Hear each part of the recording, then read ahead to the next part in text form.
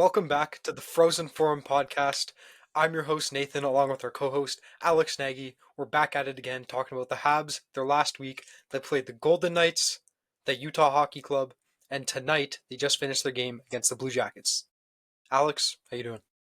I'm doing great now. I mean, that was a fantastic way to end a hockey game and come into a podcast. It's like they knew that we were going to be talking about it tonight and wanted some motivation, I guess. I guess a little bit of good juju for the podcast. I felt like this week we kind of built, from literally Yeah. zero, to making it to overtime somehow, even though we probably didn't deserve that, and then winning tonight.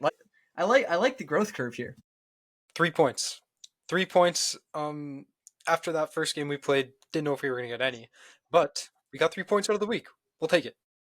50% points percentage. Yep. That's what we need. That's what we need until we get Line back. Exactly. All right. What do you want to do first? You want to do 3-star of the week? You want to go start right with the Frozen Forum Flash? Let's go with the Flash first. Let's go with the Flash first. All right. I'll get my stopwatch out for you. For everybody who missed last week's episode, this is our second version of second iteration. Not even iteration. What is it? It's the second time running through the Frozen Forum Flash, where I ask Nathan 10 questions, 5 about the Habs, 5 about the league in general, and you have 30 seconds to answer, Nathan. So let's get right into it. Question 1. This week, Joshua Waugh was called up from the Laval Rocket. Lucas Condotta was sent down. Where in the lineup do you want to see Joshua Waugh play, and who do you think he complements best? I think you put him in the third line. Third or fourth line. He doesn't belong too much higher. I think our first two lines have pretty well established themselves now. I like them, like where they are. Compliment the most, though? Maybe your boy, Jake Evans. I'd like to see him with Jake Evans playing up there. Yeah. All right. We'll go straight into question 2. This is a hot topic this week for very specific reasons. Now, Nathan, in your understanding of the rule on spearing, if the player jumps up a little bit to mitigate the impact that a stick has in a certain sensitive area of the body, should that eliminate the penalty call? Yeah. No, absolutely not. I know what you're referring to. Utah. I don't know what's going on with the refs that game. Blatant spear right in front of the nets, right into his balls. I don't know if you guys saw the clip. Jumps up. Any single guy would have reacted the exact same way. I don't know how the refs were looking directly at it. Didn't get called. It's definitely a penalty 100% of the time. That's all I got to say. That's all you got to say. All right, we'll go right into question 3 then. Given his, I had written this down and I'm going to add on a little bit to it. Given his recent play, should Slafkovsky be benched? Or, as we've seen from tonight's game, do we just have to give him a little bit of turkey the next day after the game? And that's what helps make him into the great player he is. No, you definitely can't. You can't bench a player like Slav, especially when we're performing how we've been performing. We're not doing too hot right now. He's a player that we definitely want to see develop. This is the time to let him develop. Let's be real. We're below 50. We're a below 500 team right now. You might as well let Slav get those minutes, play, develop some more. Yeah, you just got to let him play. That's what I think, in my opinion. Fair enough. We'll go into question 4. Why don't half of the Montreal Canadiens players skate harder? Okay, we talked up Mike Matheson last week. This week, I don't know what the hell was going on with that guy. He looks slower than ever before. But not just him. I can't give you a good answer. Like, the forwards are not back-checking, and when they are back-checking, they are not in the right positions. In the Utah game yesterday, or not, was it yesterday or 2 days ago? In the Utah game, Cole Caufield, back-checking. It was a good back-check. He was hustling his ass back. But he wasn't marking his man. Yep, and that's your time there. But we'll talk about this right here if you want to talk about Cole Caufield. Our question 5, the last one on the Montreal Canadiens. Cole Caufield scores goal number 13, wearing number 13, while 13 is hung up in the rafters of the Columbus Blue Jackets arena. I just wanted to get your thoughts on that. I mean, it was storybook right there. Like, no one even remotely close to him. Just, he had all the ice. You knew it was going to happen. When you saw him in alone there, like at the blue line, you knew Johnny was watching down on him and just, like, I mean, the Columbus is his team, but they were boys. He's getting that goal 100% of the time. It was just a great moment for them. Great moment indeed. We'll go into the wider NHL. We have some fun questions for you today. The first one I wanted to get into on the NHL side. Should the NHL schedule games on American Thanksgiving? No. I think you keep American Thanksgiving. You just don't have games on American Thanksgiving. I think it's good what they do right now, just letting the NFL kind of do their thing on American Thanksgiving. That's America's game. America is going to be watching the NFL. The NHL, even though there are 25 or 26 American hockey teams, the majority of the players in the league are Canadians. So I honestly don't. So is that your point, you mean? Yeah, that's exactly my point, but we can talk about it later. Yeah. The second question right here. Connor Bedard scores his 4th goal of the game today. He is a first overall pick that's supposed to be as good as McDavid. Why has Bedard not been good this season? He hasn't been surrounded by players of super high caliber. He has a bunch of guys who were good 8 years ago. Taylor Hall gets a hat trick tonight too, out of nowhere. First one from 2013. But this was just an anomaly game for him. The rest of his team, they're not any superstars. They're not any high performers. He needs to be around a few more good players. Fair enough. Our question number 3, we saw Kaprizov score already today. Will Kaprizov win the Hart Trophy this year? Absolutely not. He is not winning the Hart Trophy. Honestly, I think this year, if McKinnon can get his act together with the Avs, because they have the squad, they're lacking the goaltending. But I still see him as one of the best leaders in the league, so I just think McKinnon's my favorite. Fair enough. Okay, we're gonna flip a little bit outside of hockey, but still around hockey. Biz Nasty, Paul Bissonnette, from, I'd like to say, my hometown of Welland, Ontario, gets in an altercation with 7 other people. If you were in the building, Nathan, do you join Paul trying to beat up these other 7 guys, or do you sit in a corner with the phone out filming it? Dude, I'm going in there with my Canadian boy. He lives like 15 minutes down the street from me in Welland, Ontario. I feel like you'd be with me too. We'd all just be jumping these guys, fighting them. Like, come on now. We'd probably be hammered too. We'd be fighting them, just swinging everything with all of our boys. It's a great answer. And then finally, a little bit more serious, going back, there's a lot of talk right now in the NHL about David Jiricek on the Columbus Blue Jackets, who hasn't been playing, wants to get traded, is most likely going to get traded. That would count as a blockbuster. When will we see the first blockbuster trade happen this year? I don't know how to answer this one. The first blockbuster trade, we're going to see it. Like, is he going to get traded next week? No. Because that's what people are saying. Like, there's 6 teams around the whole thing, right? If you want me to be honest, I have not heard of this guy. I don't know who you're talking about. Second overall pick from the 2022 NHL draft, right after Juraj Slafkovsky. Sure, he'll get traded, but that's not a blockbuster trade. I've never heard of this bum. I don't know what he's done. Fair enough. He's actually a really, really interesting prospect. I mean, there's a lot of talk in Columbus about whether or not he's just not showed up and that's a him problem, or whether or not it's the Columbus Blue Jackets who haven't developed him properly. But that concludes it.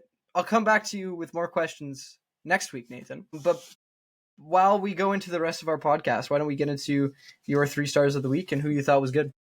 Okay, wait. First, I think we should get into the American Thanksgiving thing. Okay. I realized as I was talking, I contradicted myself. But what I meant by that was, because it's American Thanksgiving, most Americans have the day off. They're going to want to watch the American sports. I don't think the NHL should be competing against the NFL for viewership that day, from a business perspective, right? Like, everyone's going to be watching the NFL. I mean, just from like a competition perspective, like, you want to like just give up. It's one day, like, you give. But more than that, sorry, and more to my point, I guess what I was trying to get at, there are 7 Canadian teams in the NHL. Is there any reason why we can't have 3 games of all Canadian teams play that doesn't compete with the NFL? Like, I just find it so absurd that there are 0 hockey games tomorrow, like in the middle of a season.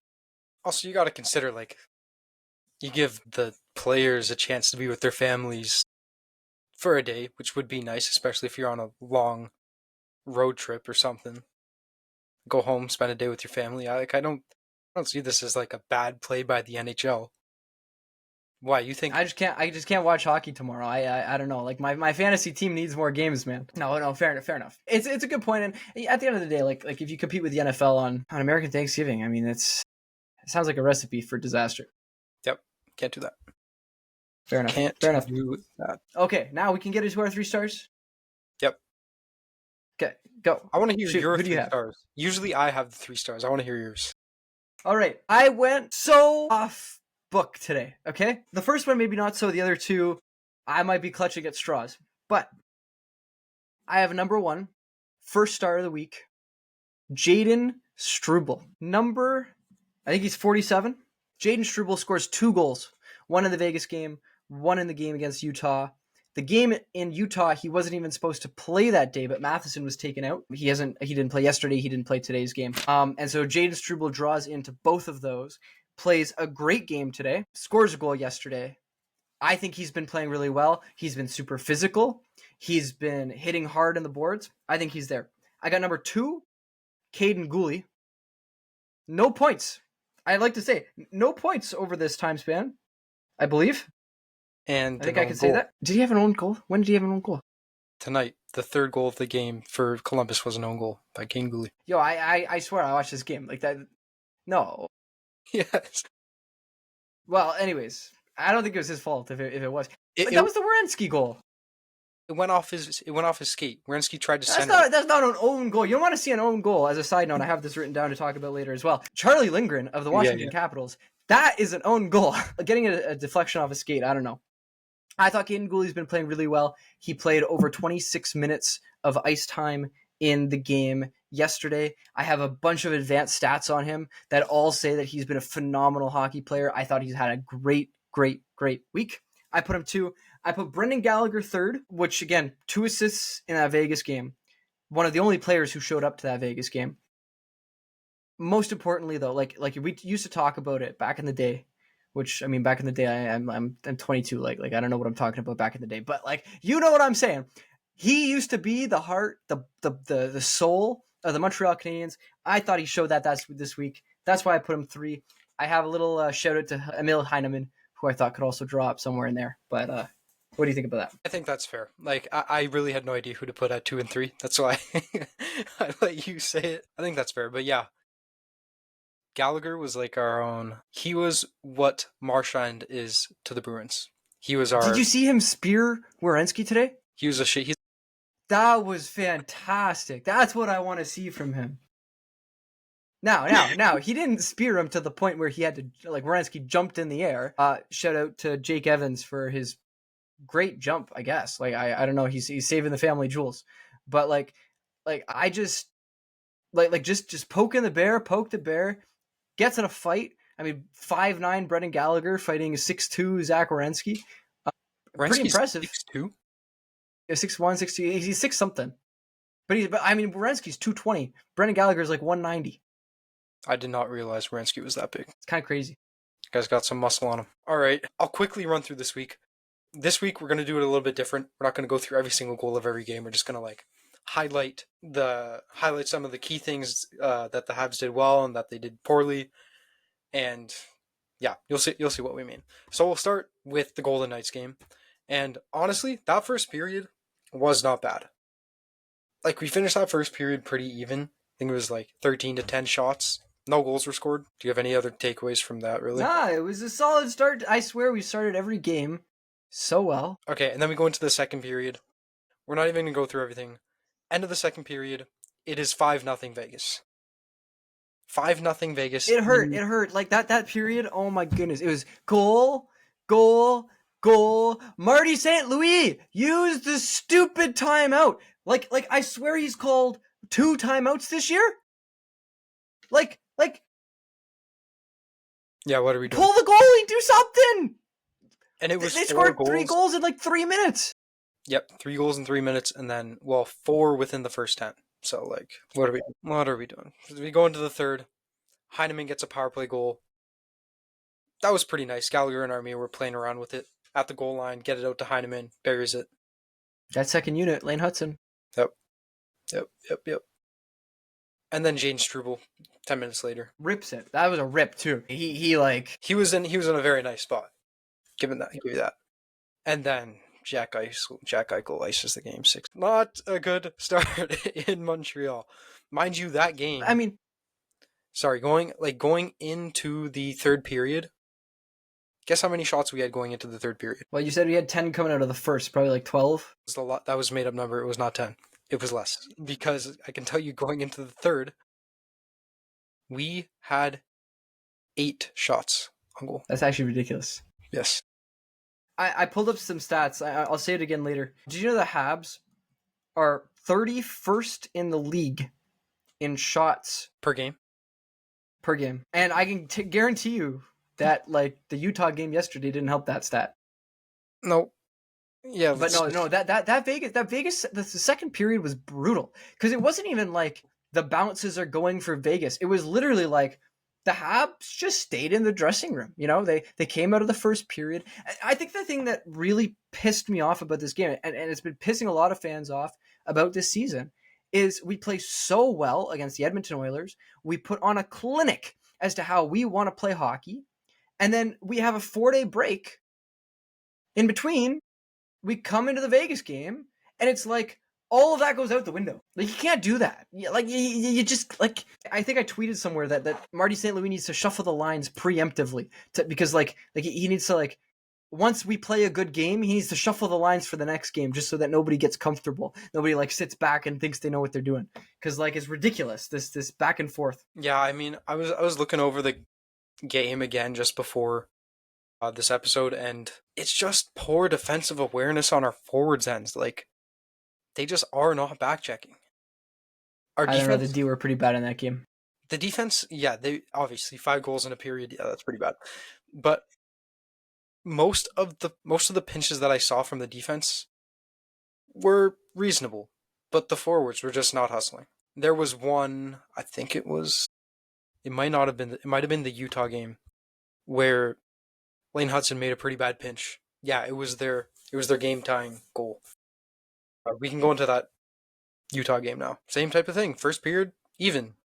Damn even. Second period, I said we weren't going to go game by game, and here I am. No, I think it's fair though, because I think what's different about these two games, which I don't think was the case in the game today, is that it was very much period by period that we played different. Like the Utah game, first period, nothing happened. It was a fast-paced game, moving the puck well, not really getting anything to the net, not getting people in front of the net, barely any scoring chances. Sort of playing our game, you know? Like playing how we want to play. And then the second period, and we just start to fall off of that for whatever reason. We forget how to shoot the damn puck. I mean, not in the Utah game. Like, Jaden Struble gets his second. Jaden Struble's was the first shot in the second period, and it was like, what time did he shoot it? What time is that goal? Do you have that up? 12 minutes into the period. 12? Was it actually 12? Oh, no. God. Sorry. 8 minutes into the period. Yeah, actually, even 8. Whatever. Either one of those two things. Like, it was like 8 minutes in the first period. In the second period, it was either him, like the first or second shot of the period. Just like, I'm pretty sure the shots at that point were like 20-7. And like, it was tied 1-1. 20-7.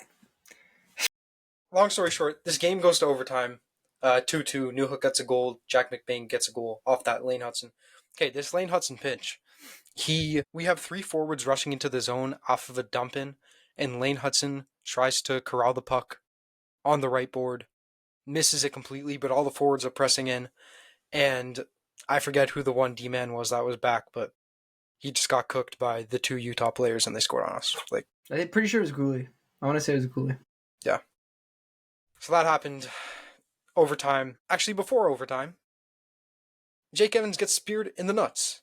What is this? What is going on with the refs this game? No, the refs were brutal. Actually, brutal. I have not, like, if anybody wants to see how not to ref a hockey game, you look at that game, Montreal, Utah.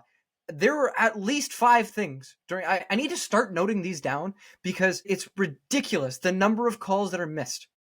There are slashes, and then they send us to the box for absolutely no reason.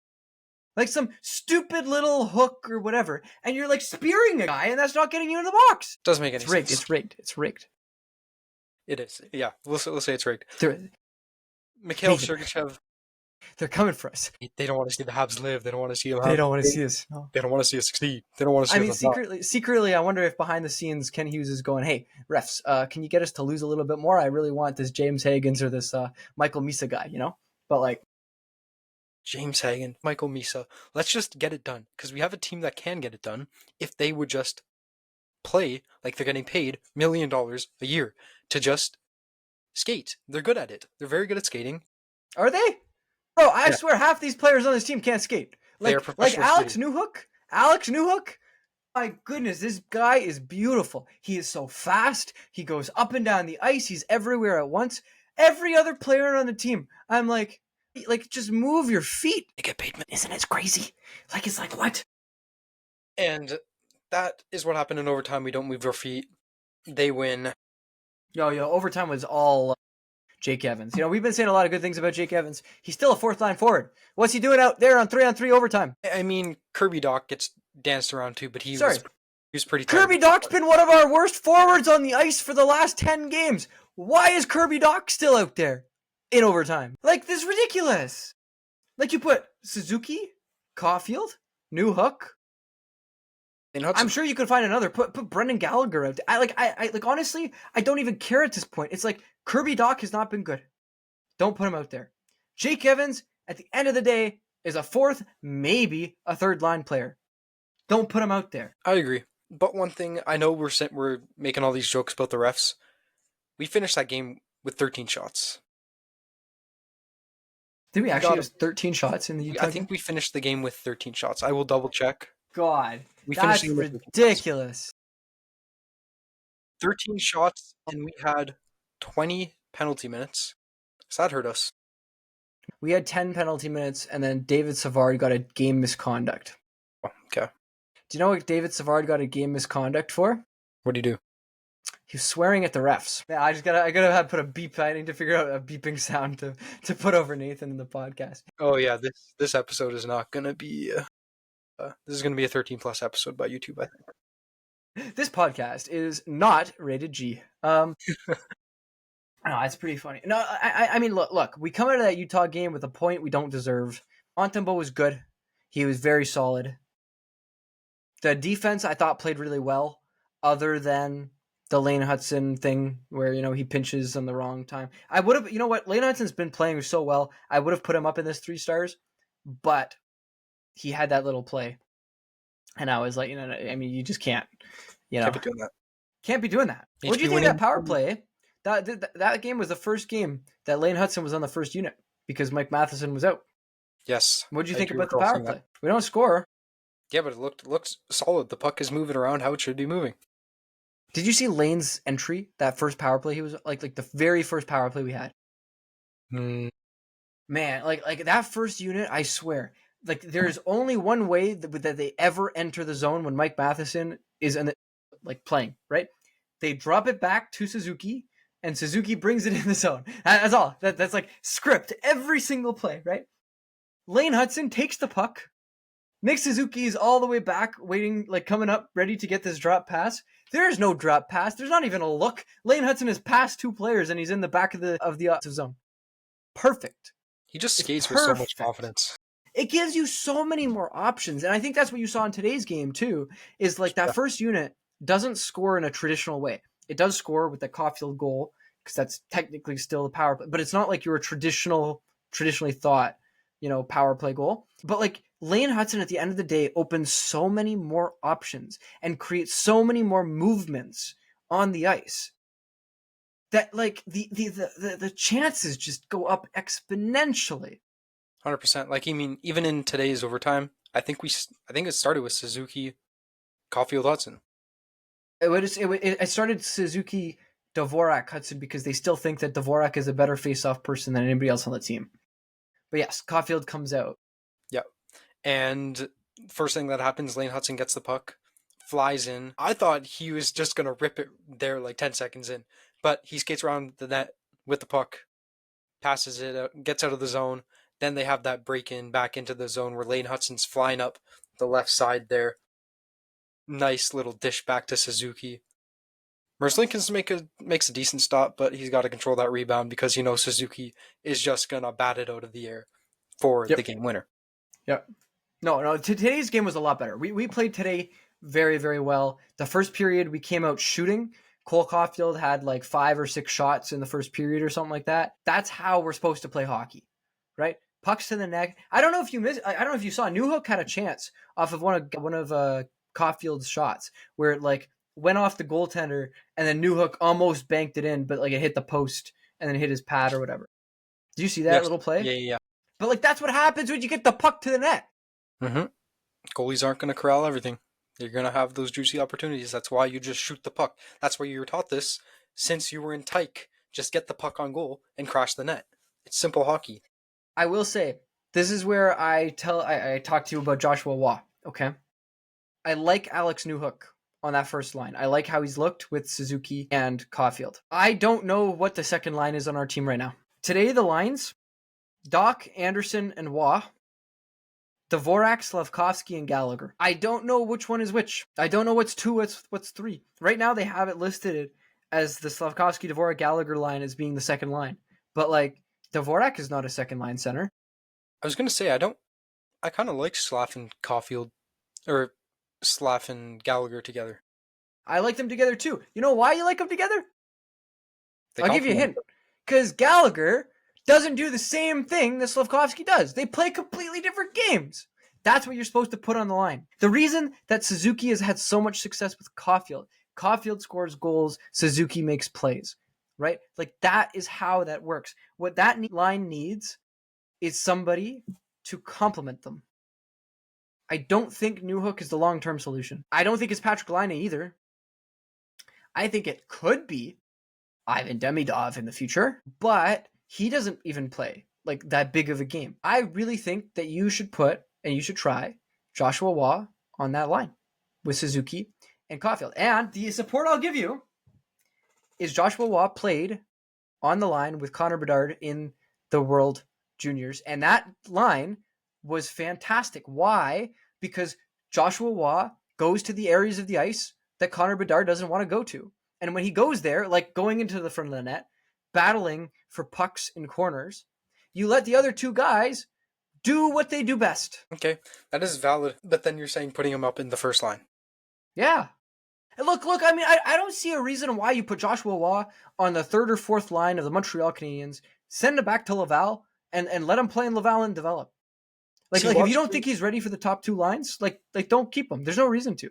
Logically, this all makes sense, right? But you got to realize who our head coach is, Marty St. Louis, and his line iterations don't make any sense. Is that going to happen? No. But look, I mean, today I thought the Anderson, Doc, and Waugh line looked really good. I thought they played really well. And I think one of the reasons for that is Waugh, in general, has such a high IQ. Like, he has a huge hockey IQ. I don't know if you remember. He led the Q in scoring 2 years ago, right? Like this is a guy who knows how to play hockey. I think he complements Josh Anderson really well. I think he's a very complimentary player up and down the lineup. I think, but again, to my point, if you're not going to play him on the first 2 lines, there is no reason to keep him in Montreal. Send him back to Laval. So try him on the first 2 lines, and if he doesn't work out, send him back to Laval. Like, you know what I mean? Like that's how you develop a hockey team. That is how you develop players. That is how you find things that work. Is you let people try, right? Same with Slav. Just let him keep going. Let him play. Let him play. He'll figure it out. Yep. He's a big boy, you know. Especially after paying him $7 million, we want to see him develop. Hey, he's not making $7 million this year. That's all you got to remember, right? All he has to do this year is get to the point where he's almost good enough to make $7 million next year, right? And then every year after that, he'll develop over that $7 million benchmark, and it'll be a fantastic contract. I agree. That covers the games for this week. Any other things you wanted to highlight for the Habs, though? Look. I got 3 things. I think the first thing I'm going to say a few stats to you, and then I want your reaction to them. Ready? The Habs this season in goals for percentage, 31st in shots for percentage, 30th in expected goals for percentage, 32nd in save percentage. Now, with that save percentage, Samuel Montembeault is 3rd in the league in goals saved above expected. Primo is 58th out of 71 goaltenders who have played hockey this year in goals saved above expected. What do you think about that? Okay, we'll cover the first one, the shots. That's just because we're not shooting enough. And tonight was a night where Marty St. Louis actually said to the team, we got to shoot more. When you have an opportunity to shoot, shoot. And guess what happens? We get the job done. We beat Columbus. If we can just start shooting more, we don't need A-plus opportunities every single time, waiting for it like we did in that Utah game, getting 13 shots in a game. That's an embarrassment. Just shoot the puck more. Those stats won't look as bad, but that's my first one to cover the shots. The goalies, oh my God. I think we keep Montembeault. Montembeault, I think, has proven himself to be. I think he's a good backup. I really do. I was going to say, one of the two goalies we have, but Primo, he has not looked great at all. He didn't look bad today. I don't know if he really made anything terrible today. He came up with some big saves late in the third period. Yeah, some weird bounces too. But yeah, he controlled them all. Controlled them well. Man, that Krill Marchenko, where did he come from? On the Blue Jackets? I don't know. Bro, I swear half the Blue Jackets players, like, I see their names and I'm like, I've never heard of this guy in my life. I was looking at Marchenko because I was thinking of picking him up on fantasy. This guy has like 10, like, he's a bunch of goals for a guy that I've never heard of before. Yep. Yeah. Yep. Yeah. I got one other thing I wanted to talk about with you about the Habs. We can go into the general NHL. We're talking about forward lines a lot. I want to talk about deep pairings. Can you explain to me, Nathan, why Lane Hutson and David Savard keep getting put out on the ice together? Through whatever number of minutes they've played together this year, 27% of the goals scored while they're on the ice are for the Montreal Canadiens, which means 73% of the goals are against us. Now, I say that stat, and you might tell me, well, Alex, look, we're 30th in the league in goals for percentage. That's probably true for all of our defensive pairings. Well, I picked a few that I've liked watching these past few games. Lane Hutson and Caden Gooley, 83.5% of the goals are for the Montreal Canadiens. Only 17.5% are against us. And more importantly, if we want to talk about where to put David Savard in the lineup, David Savard and Jaden Struble, 74.5% of the goals while they're on the ice have been for the Montreal Canadiens. So when you have these options who have clearly been doing something right, because like the stats tell you, we're scoring more goals than against when they're paired together, why do they keep putting Savard and Hutson together? First, I'm interested to know what the stat is for Jack-Eye and Matheson when they're on the ice. I actually don't think they've played together. I was looking. I'm like 90% certain they have not played together. They can't play together. Jack-Eye stats look bad. Yeah, I know. Like I was looking at this. All of the pairings that Jack-Eye plays on don't look good. He plays like a bully out there. He's not focused on the puck. But aside from that, so you said Hutson and Savard, but well, yeah, I want it to be Hutson and Gooley. I don't understand why it's not. Okay, well, Hutson and Gooley makes sense because they're two younger guys and they're both quick. Like, we can tell that they're our two quickest defensemen. Where do you put Mike Matheson, though? This is what I'm wondering. Look, put Mike Matheson with whoever's left. I actually don't care. Over Jack-Eye? Jack-Eye doesn't have to be the sixth defenseman, right? You could put him with Barron. You could have Barron and Matheson. Again, the thing I just have this like, and the other thing I saw in the third goal against us today when it deflected off of Caden Gooley's skate, it was Caden Gooley and David Savard on the ice. Guess what percentage of goals? I mean, they've played very low minutes together, but like, what percentage of goals do you think have been scored for versus against when they're together? Okay, for like 30%. And against 70. 0. 100% of the goals that are scored when David Savard is out there with Caden Gooley have been scored against us. Now, I think that was 1 goal before today. It's 2 goals as of today.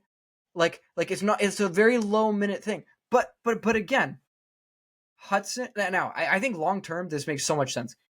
Lane Hutson, super high IQ, good defensively, but more importantly, very good offensively. Caden Gooley is phenomenal defensively. He is easily one of the most underrated people on the team. Like, and that's why I put him up here on my 3 stars. Like, underrated guy.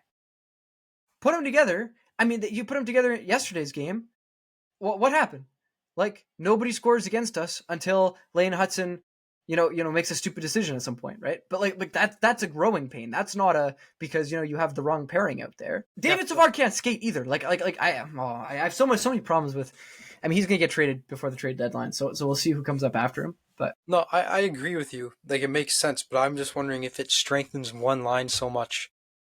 And I know your other stat was what, like, so you Savard and Struble 74.5%. Like that's a great number. That's a very, very high number. Now again, they haven't played that much either. I think they've had a total of 30 minutes on ice playing together, which like which that's you can. you can't really base it on that though, because I mean, the most we've played together though was like 80 minutes.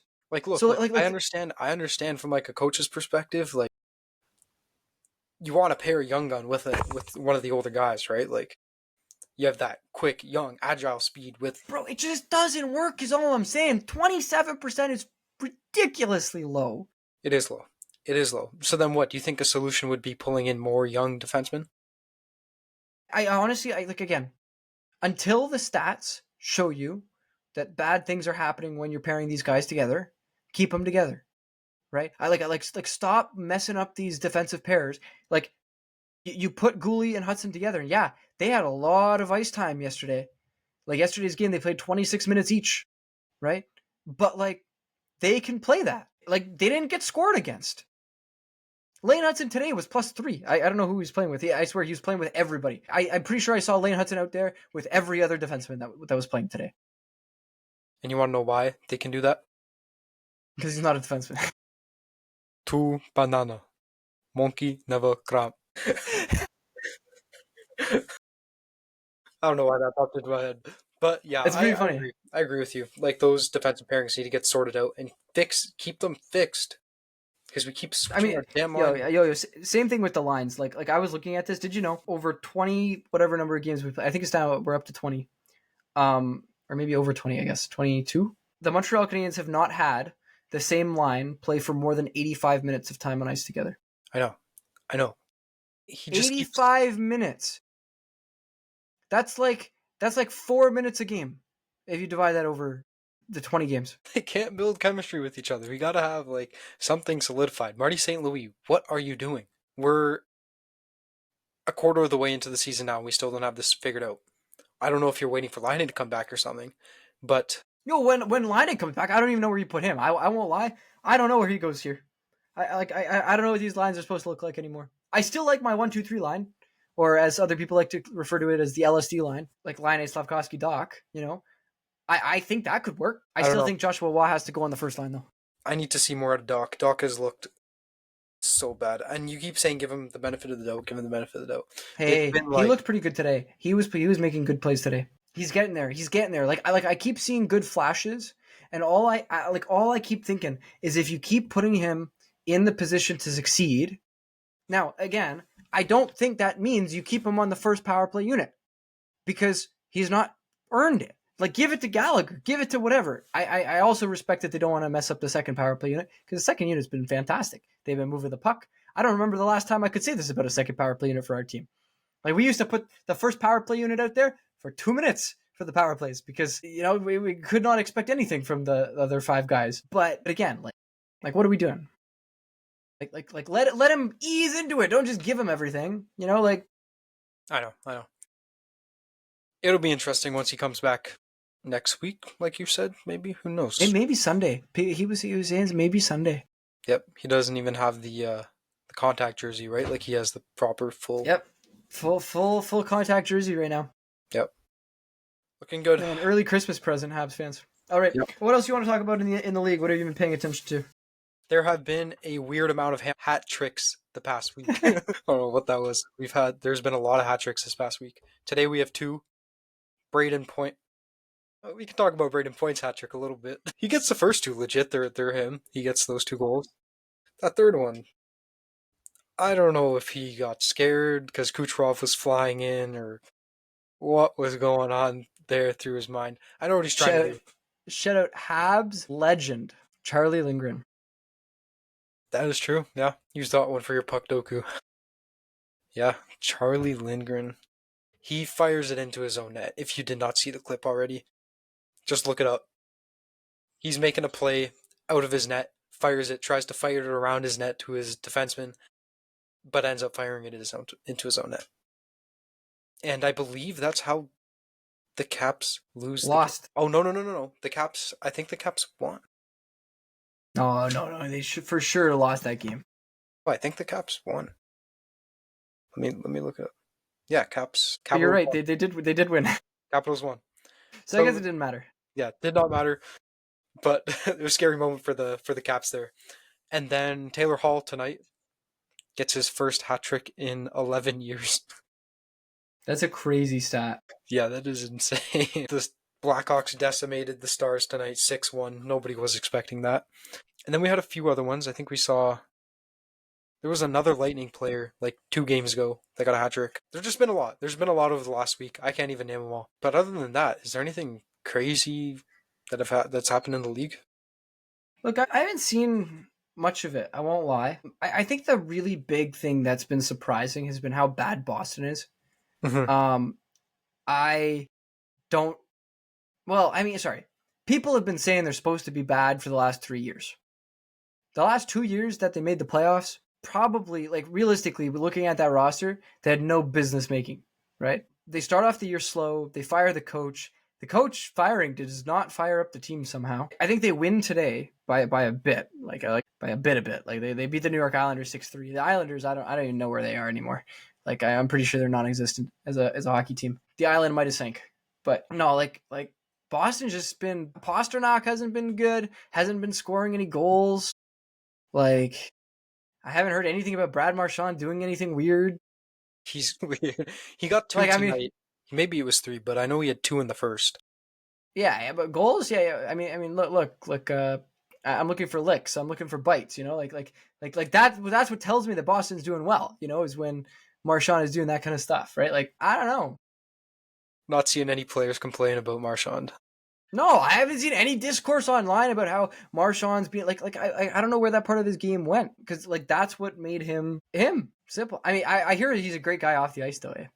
Like a fabulous person off the ice, like absolute gentleman, absolute everything. But he used to like turn that completely around. I guess like maybe he got married or something, and that brought him down to earth or something. I don't know. I don't know where he went. Don't know. Maybe he's a dad, right? Like he's got to be a dad. Probably. Yeah, I'd assume he is. Maybe that's helped him down. Yeah, doesn't want his kids to see him doing weird things. Although they're all online, so like I don't know. To Brad Marchand's kids, if you ever want to watch a fun video, just look up Brad Marchand weird highlights, and then yeah, a lot of weird stuff. Aside from that, though, I don't really have too much more to cover for this week. Have your Stanley Cup favorites changed at all in the last few weeks? We talked about it a few weeks ago. The Florida Panthers since then have not played good hockey. They beat the Toronto Maple Leafs today by a lot. 5-1. Clobbered. Yeah, killed them. Yeah, the Panthers had lost 4 of 5 until tonight. So now what? They still lost the last 4 of 6 games. But aside from them, God, like who would my Cup favorites be aside from them? Like none of the teams have been performing exceptionally. Like, the Jets were at the beginning of the season. They've tampered off a little bit now. They've come back down to earth. 18-4 is I don't know how you can say that is tampering off. No. They were on like tears. They're still winning games, but they're in very convincing fashion. I mean, they're still 7-3 in the last 10. You know, like okay, maybe I'm just yapping here because I'm trying to. I don't know. No, don't get me wrong. I mean, 7-3 and like 7-3 is very different than the 10-0 that they were on, right? Like yeah, they lost a few games. Wow, that was always going to happen, but they still look good. Losing to LA right now. I mean, right now in the playoff picture, Edmonton is tied with Colorado for the last wild card spot in the West. I don't think that's going to stay the same. The Calgary Flames have somehow stayed the second team in the Pacific. Obviously, haven't seen very much from Vancouver this year. Nothing compared to last year. I mean, last year President's Trophy winners, I think, right? I think so, yeah. Yeah, like I haven't seen that kind of production from them. Dallas hasn't been that good. Minnesota's been playing really well. I mean, there's 6-2-2 in the last 10. So a net, what is that? 70% points percentage. That's not bad. It's not bad, but I think when we talked about this 2 weeks ago, I said Florida, Winnipeg, Edmonton, and I think I'll keep it Florida, Winnipeg, Edmonton. Something tells me that you didn't say that, but I don't have the fact checking to go back. I feel like you mentioned Dallas at some point. Yeah, I did Maybe. also say Dallas. Dallas, no Dallas. Yeah, no, and you were not a believer in Winnipeg a few weeks ago. But look, I mean, the New Jersey Devils, 7-3 in the last 10. Like none of these teams have had crazy last 10 games. Like it's been fairly even across the board. The only one that like stands out to me is that we're 4-4-2 somehow still. Like we're perfect, even 500 in the last 10 games, which is good for everybody who's wondering. 29th in the league. We're coming back on Sunday. It's the return. Nathan, why don't we wrap this one up here? Yep, sounds good. All right. What do we have coming up in the next week for the Montreal Canadiens? What do we got to look forward to? We have on Saturday against the New York Rangers in New York, MSG. Then we play the very next day in Boston at TD Garden. And then on Tuesday, we play the New York Islanders at whatever their arena is. That's the new one, isn't that the Coliseum? I could not tell you. I want to say it's the Coliseum. Okay. So yeah, we play 2 away games, then... Oh wait, no. It's at the Bell Center. We play the Islanders at the Bell Center. I was going to say, 2 away games? You just said 3 different arenas. Yeah. Last week, I was more awake because it was at 5:30. It is 11:30 right now. It's past my bedtime.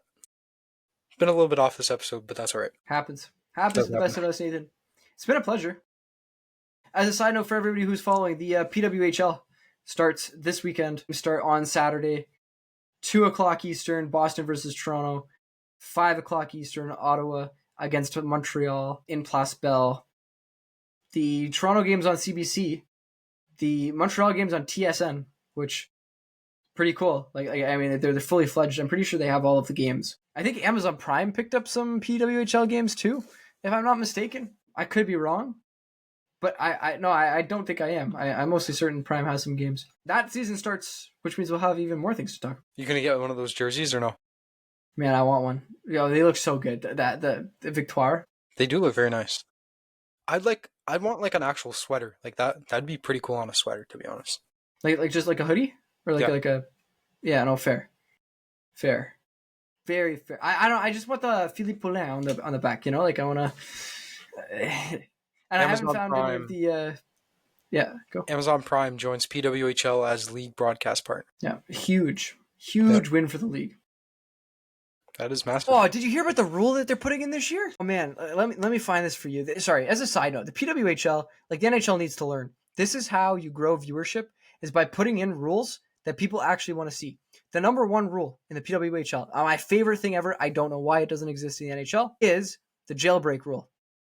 If you score a short-handed goal, your player no comes more out penalty. of the box. Yeah. Player comes out of the box.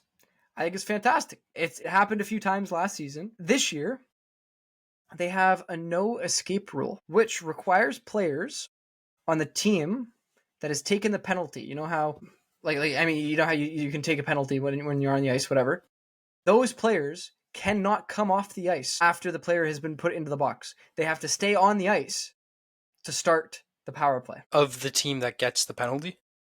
Yeah, so they have to be the penalty killers. Whoever takes the penalty, whoever's on the ice for when the penalty is taken, become the first penalty kill unit. That is interesting. Now, I was thinking about this. If you think about the iterations of this, right?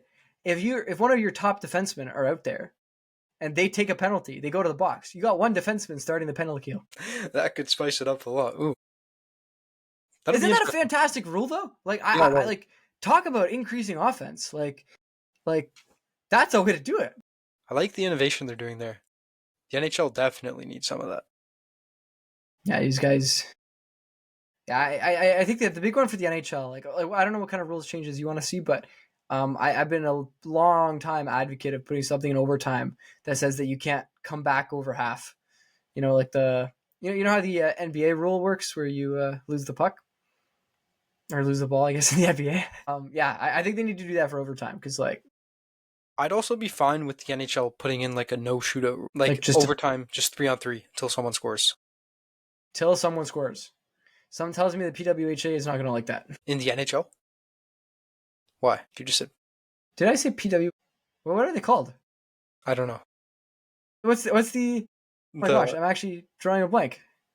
The NHL, the PA, NHLPA, NHL Players Association. That's what it is. The NHLPA. I don't know I don't even know where I'm getting these letters from anymore, man.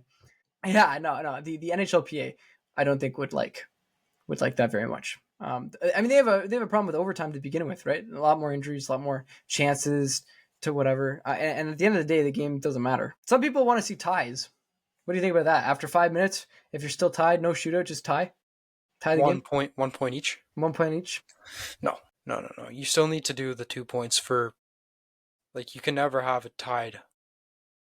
Hockey. Man, that is so I've never thought of that before. Because they used to have it. Like the Habs back in 72 when they set the record for the most points. They tied like 6 games. I will say as a fan, like I don't know if I'd love to go to a game and have it end up tied. That's true. That sounds pretty stupid, but I mean it happens in the NFL too, right? Like, but that somehow, I'm trying to think of how it would, but this would have to impact the fairness of the rankings, right? in what sense? Like if there's a team like the Montreal Canadiens last year, for example, how many times we go to overtime and go to like a shootout? Probably a few times. I don't think we won very many shootouts the last year. It's fair, but like then the teams that beat us, that tie us in overtime get 1 point. I don't know. It doesn't make sense to me, but I'll give you a thing here though, right? Like, let's say there's a minute left in overtime. Game is tied. You're fighting for a playoff spot. You have the puck. You could pull the goalie. What's the worst that can happen? The other team scores. You lose the game, get a point, or it goes into overtime anyways, or overtime ends anyways. You still only get a point. So now you see goalies getting pulled even though the game is tied. We'll leave it at that. Too much deep thinking right now. We'll leave it at that. Take us out, Nathan.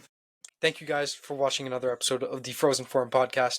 If you've made it this far in the episode, we greatly appreciate it. Make sure that you follow us on Spotify, Apple Podcasts, Amazon Podcasts. Make sure you give us that 5-star rating.